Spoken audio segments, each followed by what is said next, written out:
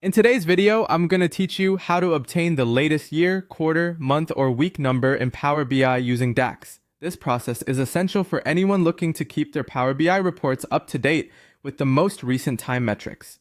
By the end of this tutorial, you'll have a seamless way to retrieve this information, ensuring your reports remain relevant and informative. First things first, we'll begin by opening Power BI.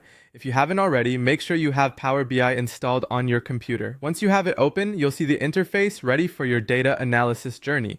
If you're new to Power BI, it might seem a bit daunting at first, but don't worry, we're going to take it step by step. Now, once you've got Power BI up and running, our next task is to go to New Measure. The option for New Measure is typically located in the Modeling tab at the top of the screen, so let's click on that. If you're wondering what a measure is, it's essentially a way to perform calculations on your data in Power BI. Measures use DAX, which stands for Data Analysis Expressions, a collection of functions, operators, and constants that can be used in a formula or expression to calculate and return one or more values. Once you've clicked on New Measure, you'll see a formula bar appear at the top. This is where we're going to type in our DAX code.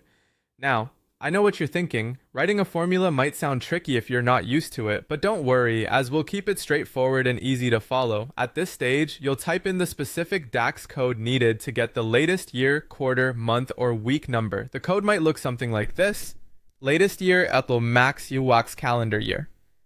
This code will pull the maximum year from your date table. Similarly, you can type in different formulas to get the latest quarter, month, or week number by adjusting the formula to suit the column you're referencing. If you're pulling the latest quarter, it might look like this: latest quarter L max calendar quarter, and so on for the month and week. And there you have it. By entering this code, Power BI will automatically calculate and display the latest values you need for your reporting purposes.